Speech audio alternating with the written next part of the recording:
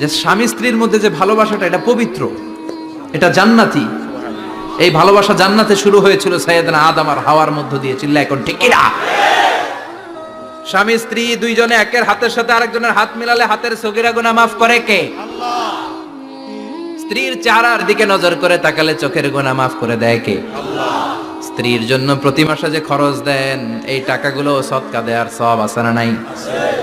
স্ত্রীকে যে দামি দামি ভ্যানিটি ব্যাগ কিনে দেন, এটা তো সওয়াব আছে না নাই? আছে। কক্সবাজারে ঘুরতে নিয়ে গেলে সওয়াব আছে না নাই? আছে। ফুল কিনে দিলে সওয়াব আছে না নাই?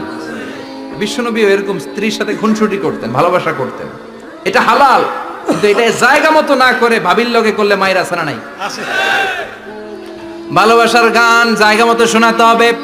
স্ত্রীকে ভালোবাসার গান না শুনিয়ে যদি চাচাতো বোনরে শোনাও, শালিরে শোনাও, পাড়ার মেয়েদের সাথে যদি টাঙ্কি মারো, ফিল্ডিং মারো, মায়ের আছে না নাই?